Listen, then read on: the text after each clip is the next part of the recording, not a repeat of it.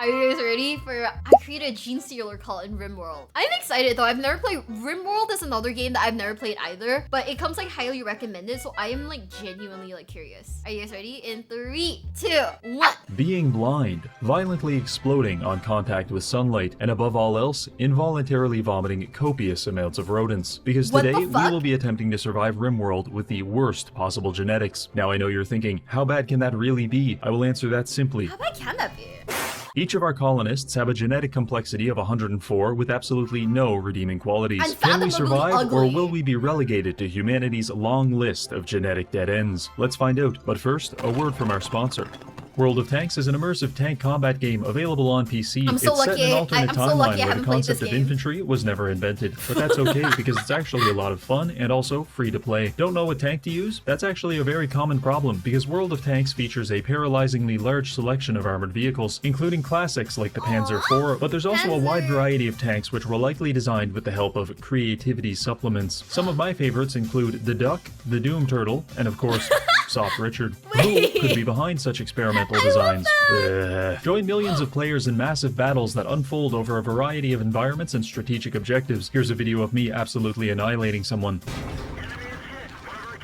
Whoa! Yeah, get him every time. Now this game is the real deal, because it's all real physics-based combat, where you have to learn the strong and weak points of each tank, customize your tank, dominate the battlefield, and most importantly, trick your friends into playing Italian tanks and then ram them off a cliff. Download World of Tanks using the link in the description, and use code COMBAT to get 7 free days of premium, along with 250,000 credits, and all of this. Look at that. Thank you, World of Tanks. Now, back to the video. I started this in a temporary... I double clicked by accident, but chat, I am so happy I never got into like World of Tanks because I just know that if I got into World of Tanks, I'd be undateable and my life would be over because all of my money would go into buying tanks. I'm not gonna fucking do it.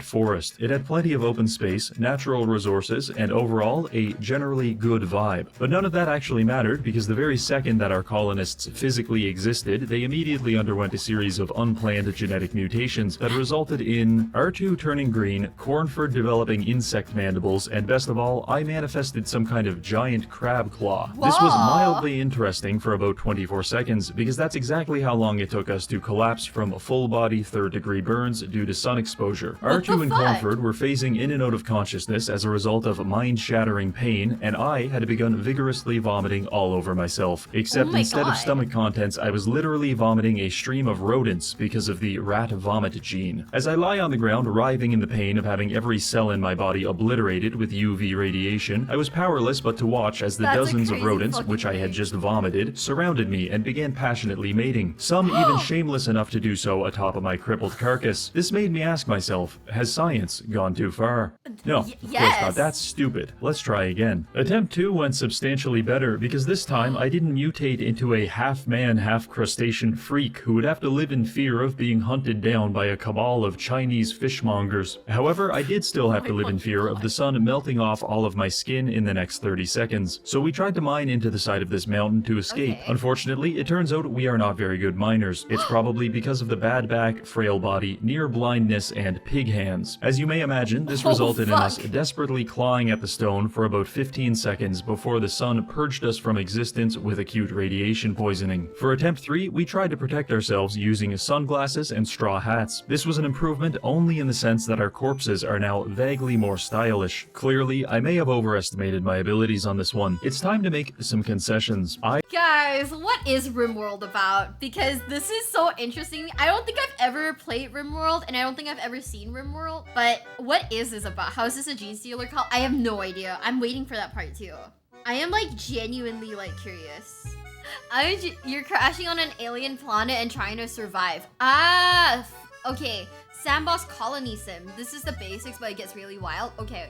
Should we consider playing this game at one point in time? What if we played this one day? I don't know. I will exchange lethal UV exposure for being Ooh. physically disfigured, and I will also exchange What? unstable mutations for nothing, because I'd like to return some small fraction of my sanity. You may think I've just gone Real. ahead and made this challenge too easy. Well, I'd like to remind you that we still have a genetic complexity of 96, because we are blind, deaf, and depressed alcoholics who have to Oh, eat dirt fuck. and drink human blood to survive. We have an obsession with starting fires, a crippling fear of water, and and we develop a new tumor every single day, so we're not exactly genetically privileged. Regardless, it was refreshing to load up the world and watch my settlers shamble out of their drop pods without immediately being atomized by an unfavorable UV index. Sure, the colonists were riddled with carcinoma from their major cell instability and teratogenesis, but if you rearrange the letters in carcinoma, you can very quickly spell macaroni, and being covered in macaroni hardly sounds like a medical emergency, so I just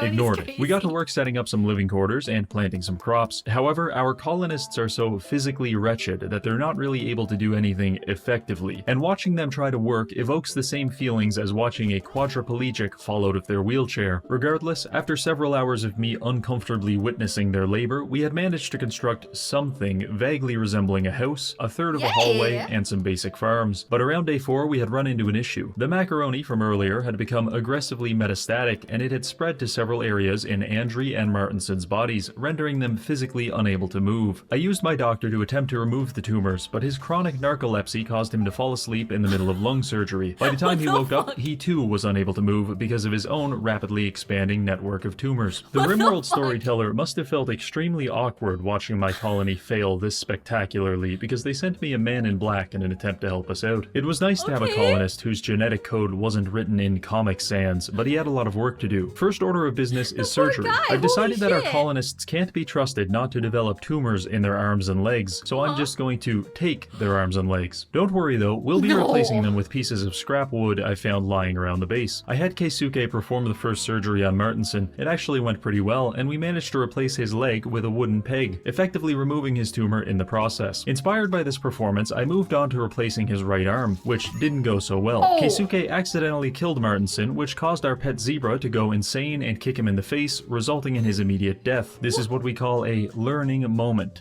And what have we learned? Anagrams are not a responsible substitute for medical treatment. Zebras should not be allowed in the operating room. And finally, if we're going to do this, we might have to play a little dirty. Okay, did the zebra not have fucking legs? Also, what is this game? What is this, gamers? I'm like, huh? It's a game? What is this? This feels stressful. This feels like unnecessarily stressful. It's Rimworld. I kind of love this, but also at the same time, I would cry playing this game. I just know it. I just know I'd like cry playing this game. Survive an alien world by any... Oh, okay. There's a genuine war crimes. Oh, we're not doing that then. We're not doing that. But hey, maybe we'll play this. It seems funny. Here's the game plan. We suck. We're awful. Our bodies are factories that turn existence into suffering. But what if we could find a way to transfer our suffering to other people? Maybe that... Chat, what if we got this shirt? I'm gonna send it to Leah. And be like, can we get matching shirts together, BB? Hello, my queen. Hi, beautiful. Should I get this shirt as a crop top? Thoughts. What if I wore this at home during sleep? What if I wore what if this was like my new nap shirt? Existence into suffering. But what if we could find a way to transfer our suffering to other people? Maybe then we wouldn't have to share the same life expectancy as the main character of a live leak video. Turns out it might be possible. By engaging in some genetic bartering, we were able to accept these beneficial genes at the cost of also accepting some negative ones. But it was worth it, because teratogenic touch gives us the magical ability to transfer all of our tumors to another person simply by touching them. Assuming we can find a willing recipient, this will help us fend off our cancer indefinitely. Finally, we have xenogenic siphon, which gives us the ability to steal a random gene from another human and incorporate it into our genome. Of course, this is totally safe and it does not harm the donor in any way. The plan is to steal enough beneficial genes to eventually evolve into something approximating a normal human being. Hopefully, this will help us survive. Let's begin. Looking at... So, I'm just saying, chat, we are adding Rimworld to my wish list right now. So I will remember to purchase it later. This sounds like a ton of fun. We're gonna do it. Listening to use pain, why am I here? Because you like listening to like an e-girl with like 0 IQ who wants to wear like stupid shirts. Like, can you imagine like dating me, chat? All I ever wear are like shirts that say really stupid shit and Bucky's t-shirts. There's no in between. Like, there's no in between, chat. It's only like shirts that say really stupid things like "Men fear me, fish love me." That's how it goes, right? Or like Bucky's t-shirts. That's all of my clothes, chat. That's my entire fucking wardrobe. Oh, I'm sorry, I forgot. I have a Glitch Stars t-shirt that that we got for from work.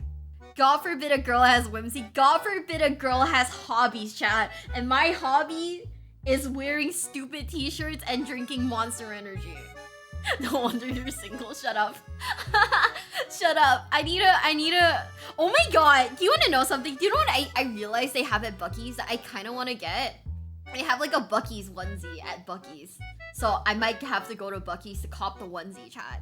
The dick shirt is a bit weird. Okay, hear me out. No, what if I went to like a Yu-Gi-Oh tournament and I wore a shirt that said I turned dicks into suck dicks and ended up having to hide in the women's bathroom for like 3 hours. What happened so far, and why are we making fun of Miwa for being single? Oh. Because all I wear home are stupid t-shirts that have like really dumb like catchphrases and Bucky's t-shirts. There's no in between. Actually, no, you guys might be cooking. Okay, that might be a bad idea. You're right. I was like thinking about like turning on Hinge while at Nats, and my friend was like, that's a terrible idea, don't fucking do that. And I was like, oh, you're right. Can I be real? Okay. I've been to 2 YCSs so far, and I've hidden in bathrooms both times. Like the women's bathrooms both times. So I'm just saying, would this be like the 3rd Yu-Gi-Oh tournament where I have to hide in a fucking bathroom again? Miwa, are you okay? I'm fine. It was just that like some like random people were being like a little weird and funny. So like the girls in there were just like chilling in the bathroom like talking for a bit. It was fine.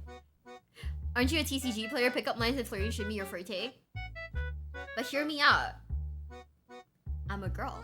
At the map, we need to pick the optimal starting position. Our survival plan relies on stealing other people's genetics and gifting them stage 4 cancer. So first and foremost, we need people. But how will we get them? I'll tell you how. Econo-lodge. By establishing a fully functional motel with extremely low prices, we will be able to attract all sorts of drifters and vagabonds to visit our colony. Most of them will enjoy their stay and come back, but some of them will have a slightly more memorable experience. Oh, shit. I chose this highway tile because it's positioned between 3 friendly settlements. We're using the hotel start, which gives us plenty of building materials in exchange for not having any self-defense items. But let's be honest, we weren't going to win that fight anyway. The first thing we had to do was get naked, because out of all of the negative traits we have, Naked Runner actually gives us a move speed bonus as long as we are totally nude. Following this, I laid out some basic blueprints for the motel, and my gang of naked construction workers began awkwardly scurrying around and erecting our establishment. After a few days, it was really shaping up, so I isolated Grayson in the research room, where he would spend the rest of his natural life attempting to understand microelectronics, even though he was blind, deaf, and probably illiterate. Once we finish that, we'll be able to build a comms console to invite dozens of people to visit us, but at this rate, that could take a while. So for the time being, I settled on a bulletin board to meet our advertising needs. The guest rooms were nearly finished, and my extremely competitive pricing of $0 managed to attract our first 2 visitors. This would make for a good soft launch of our franchise. Our guests wandered around the premises for a few hours and then fell asleep in a dark warehouse, which was actually very convenient, because each of our colonists had about 3 tumors, and I wanted to test out our ability to transfer them to other people. I wasn't sure if this qualified as violating the non-aggression pact, but I decided to just go for it. We snuck up on Vivian and managed to successfully give her 9 instances of carcinoma without her even noticing. I almost felt bad, but then I realized she coincidentally shares the exact same xenotype as us, so she was kind of doomed from the start. I looked at the other visitor, and he actually had some pretty good genes. As much as I yearned for his genetic material, giving our first guest terminal cancer and outright murdering the second would probably have a negative impact on our Yelp rating, so I decided to leave him alone. Now unburdened by the weight of several life-threatening carcinomas, I set out to address our next issue, self-defense. At this point in our evolution, we're not capable of much. However, I think we can figure something out. One of our genes causes us to perpetually attract a horde of rats that follow us around, and as we've seen from the first attempt, the rats tend to reproduce very quickly. If we could find a way to train and weaponize these rodents, they could serve as an expendable guard force to protect our colony. The days were passing by without too much trouble. Grayson was researching, Otto was attempting to radicalize the local rat populace, and Kyle was using his social skill to attempt to entertain the guests. This boiled down to him, a hideous naked man, following them around while trying and failing to make small talk. Somehow, that experience was making them uncomfortable, so I aborted that portion of our hospitality package. By this point, Vivian was unable to move because she had mysteriously accumulated over 20 tumors in the 7 days that she had been staying here. However, that didn't stop her friend from leaving her behind because apparently he had a great time and will be coming back.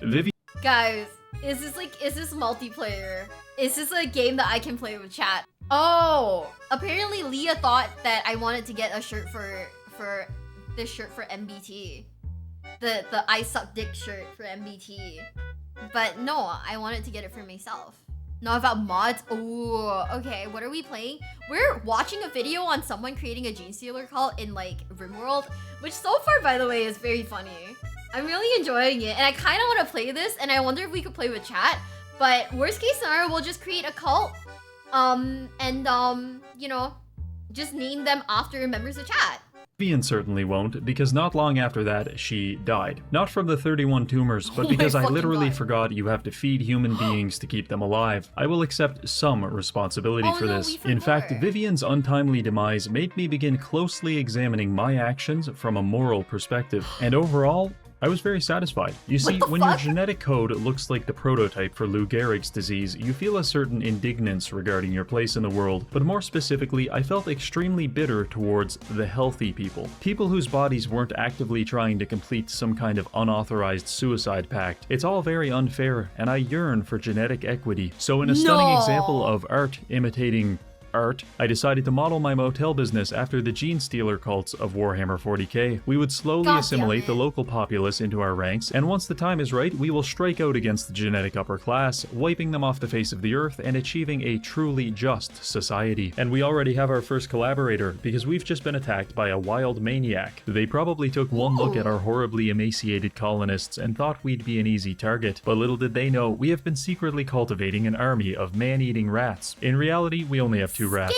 but they distracted the raider just long enough for one of my colonists to sneak up and stab him in the kidney. It is now time to play the genetic lottery by violently extracting one of his genes. We got super immunity, which is pretty good, but our chromosome piracy clearly upset the raider because he initiated a hunger strike. He also stopped breathing and moving completely. Clearly, he's a very principled man when it comes to piracy, and I respect that, so I allowed him to continue his moral grandstanding at the bottom of this shallow grave. Following this, we constructed a firewall to protect the motel, had a few mental breakdowns, yo-yoed between hypothermia and heat stroke, and finally we finished the week by rescuing a prostitute from a psychotic Yorkshire Terrier. Overall, a very good start, and the reputation of Rimworld econo-lodge seemed to be spreading, because we received our next batch of visitors, 6 of them in fact, and some of them even paid for their rooms. Amazing. I decided that 1 in 6 visitors dying was an acceptable statistic to be associated with, so I had one of my colonists brandish a knife and sneak into a guest's room while they were asleep. We used our gene siphon to grab a random trait. We got low sleep, which might not seem great, but it actually overrides an even worse gene, so overall, it's an improvement. Slowly but steadily, we are building a ladder of corpses and climbing it straight to genetic supremacy. Honestly, I'm not sure what's worse, having your chromosomes ripped out of your body while you sleep, resulting in your immediate death, or actually living and having to stay at my motel for an entire week. Because as you stumble through the dark and narrow hallways in search of even the most basic form of recreation, you will find only 2 things. 1, a cataclysmic infestation of rats that permeate every orifice of the motel, and 2, you will find my hideous and naked colonists erratically darting around in the shadows, trying to get close enough to touch you so they can covertly bestow you with terminal cancer. Paradoxically, your only reprieve from this living hell is when the motel is attacked by homicidal maniacs, who, if you are lucky, will complete a mercy killing on you with the nearest blunt object. Unfortunately for you, my militant collection of rats is always ready to defend the base. Speaking of, we were attacked again, but this time we had about 7 trained rats which swarmed the raider and incapacitated them with an assortment of bites and scratches. Normally, I'd attempt to gene rip this guy, but he's a baseliner, which makes him stupid and boring, so instead we'll just arrest him for later use. Now, our deployment of the rat defense force was technically a success, but the raider was able to kill about 4 of them, and that just seemed kind of wasteful. So I decided to open a restaurant attached to the top of the motel, which will be selling meals made exclusively from dead rats. Not the rat! Of course, our guests don't know that, but regardless, this is a nice way to make a little extra money. It was now day 20, and despite the best efforts of our chronically disabled researcher, we were still a long ways from understanding microelectronics, so I decided to host a little party, where I locked everyone in a room without food or water until they could properly articulate how semiconductors work. Normally, this is an effective way to produce 3 dead bodies, but in this case, it actually worked. After building the comms console, I began advertising Rimworld econo-lodge to all nearby civilizations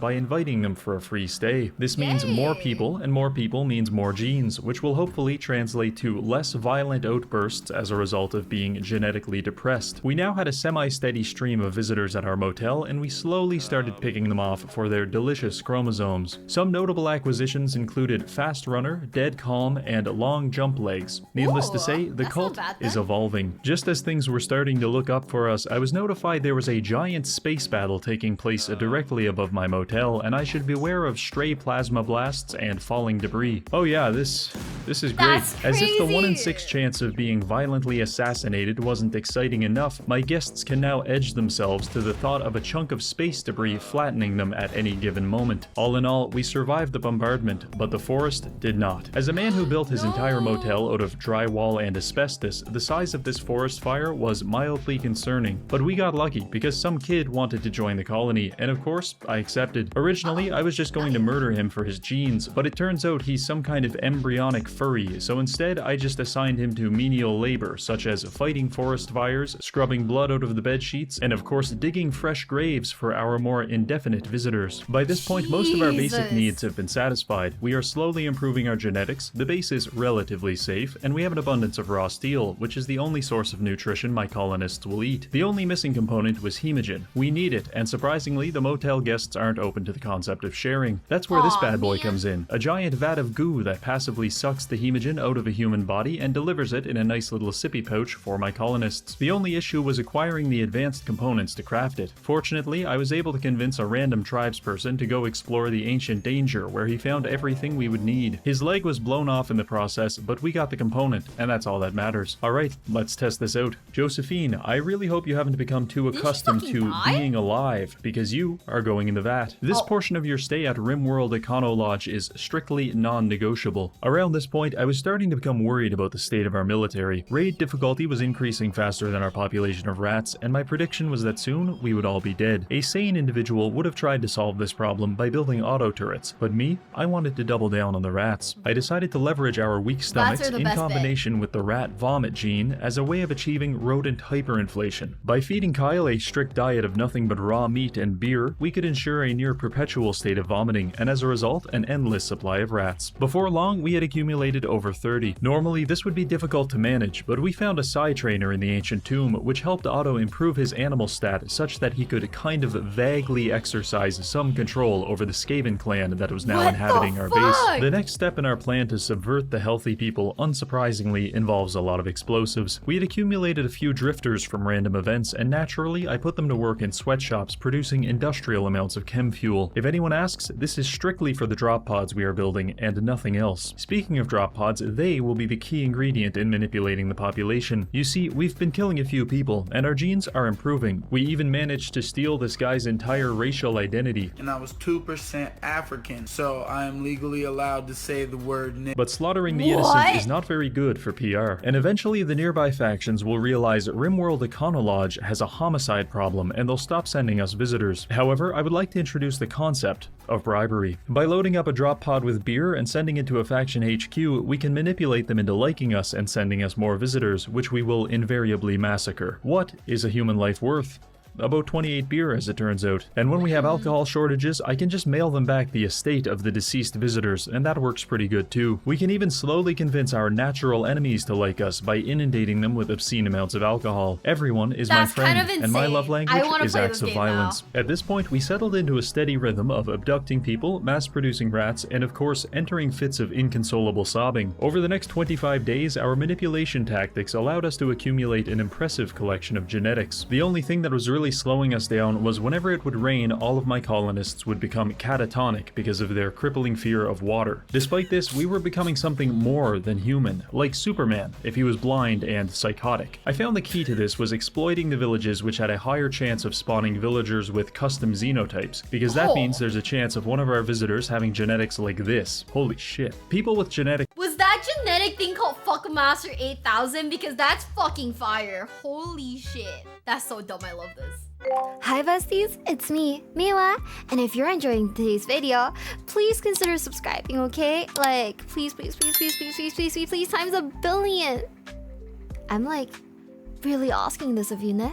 This game looks so good. What the hell? this good, get the VIP package, which is 3 weeks of solitary confinement interrupted only by periodic visits to the gene extractor. This whole experience was beginning to feel like a drug-induced expression of abstract art, and the problem with art is that sometimes it's not clear when it's complete. Are we ready now to overthrow humanity? Probably not, but Otto can run at 30 kilometers an hour, temporarily turn his skin to steel, and best of all, he can telepathically cause people to go insane. So I'm just gonna give it a shot. The game plan is simple. We have 5 things going for us. Lots of rats, weird genetic abominations, a surplus of jet fuel, and these 2 bad boys. I found these in the ancient danger from earlier. One of them will teleport us and 1,200 pounds of supplies anywhere on the map, and after we teleport, we will activate the other one to instantly turn all animals on the map into manhunters.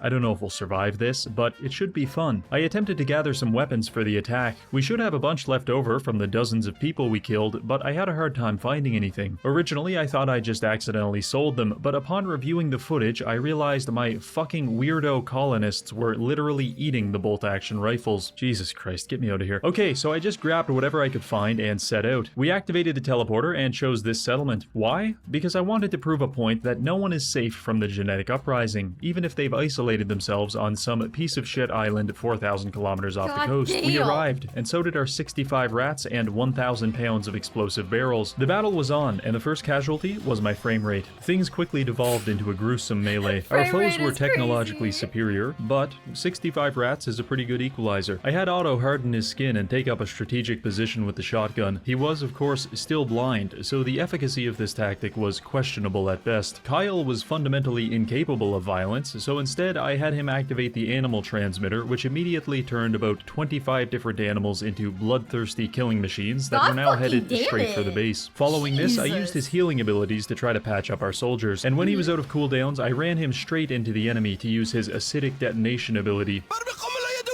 That was the end of Kyle. Grayson used his genetic superpowers to summon a singular ostrich. That's actually all Grayson can do. He didn't get very lucky with the genes. Our rats were slowly gnawing their way through the heavy armor of our opponents, but the kill feed was starting to look like this, and our numerical advantage was quickly fading. As I was watching the melee unfold, someone snuck up on Grayson and shot him in the mouth. I retaliated by forcing them to become violently insane and attack their friends, which was fun to watch, but the writing was on the wall. We took down a few more soldiers before Otto was surrounded and incapacitated. If there was any silver lining to this, it's that he won't have to be a part of what happens next, because right on time, the cavalry had arrived. 9 man-eating muffalos, 10 clinically insane deer, and an assortment of other violent creatures washed upon the enemy base. It was carnage, men being eaten alive by raccoons, auto turrets mag-dumping on boom rats, and a herd of charging muffalo absolutely annihilating some dickhead with a sword. I personally witnessed this mega sloth absorb about 400 pounds of lead, and let me tell you, it was a sight to behold. But at the end of the day, it was man who was the apex predator. In the face of a defeat such as this, it's tempting to think our battle was all for naught, meaningless even, but that's wrong. Because on this day, 3 brave employees of Rimworld Econo-Lodge stood up to their oppressors and shot a pressurized stream of acid directly into their eyes. And the energy of that exact moment can never be destroyed, because it will live on eternally in the hearts of the downtrodden. I want to thank this month's patrons for supporting the channel. Thank you for watching, and finally, thank you to World of Tanks. Download the game with the link in the description to receive 7 days premium access, 250,000 silver, and all of this.